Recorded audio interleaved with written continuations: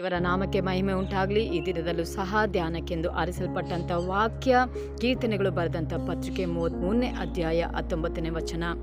ಜೀವ ರಕ್ಷಣೆಗಾಗಿ ಕುದುರೆ ಪ್ರಯೋಜನವಿಲ್ಲ, ಅದು ತನ್ನ ವಿಶೇಷ ಬಲದಿಂದ ಯಾರನ್ನೂ ರಕ್ಷಿಸಲಾಗದು. ಹೌದು ಪ್ರಿಯರೇ, ಆ ಕಾಲದಲ್ಲಿ ಹೆಂಗಸರಿಗೆ ಒಂದು ಮಿತಿ ಇರುವಾಗಲೂ ದೇವರ ಒಂದು ಪ್ರೋತ್ಸಾಹದಿಂದ ಒಬ್ಬ ದೆಬೋರಳೆಂಬ ಒಂದು ಸ್ತ್ರೀ ದೇವರ ನಾಯಕಳಾಗಿ ಕಾಣಲ್ಪಟ್ಟಳು.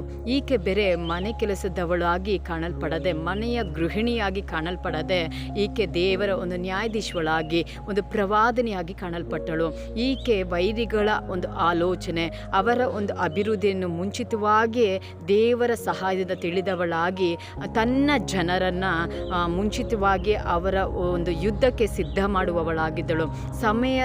ಸಮಯಕ್ಕೆ ತಕ್ಕ ಹಾಗೆ ದೇವರ ಆಲೋಚನೆ ಮತ್ತು ಸಂಭಾಷಣೆಯನ್ನು ಹೊಂದಿ ಜನರಿಗೆ ವಿವರಿಸುವವಳಾಗಿದ್ದಳು. ಹೀಗೆ ಜನರನ್ನು ದೇವರ ಮಾರ್ಗದಲ್ಲಿ ನಡೆಸಲಿಕ್ಕೆ ಆಕೆಯ ಒಂದು ಜೀವಿತ ಒಂದು ಫಲಿತಾಂಶವಾಗಿ ಕಾಣಲ್ಪಟ್ಟಿತು.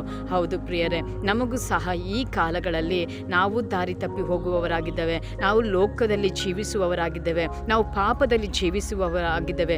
ದಿನಾಲು ದೇವರು ಹೇಳುತ್ತಾನೆ, ಪಾಪವು ಬಾಗಿಲಲ್ಲಿ ಕಾದುಕೊಂಡಿದೆ. ಹೌದು ಪ್ರಿಯರೇ, ನಾವು ಇವುಗಳನ್ನೆಲ್ಲ ಜಯಿಸಲು ನಮಗೆ ಉತ್ತಮವಾದ ಆಲೋಚನೆ, ದೇವರೊಟ್ಟಿಗೆ ಒಂದು ಸಂಭಾಷಣೆ ಅವಶ್ಯವಾಗಿದೆ. ಹೌದು ಪ್ರಿಯ ದೇವ ಸೇವಕರ ಮಾತುಗಳನ್ನು ಕೇಳಿರಿ.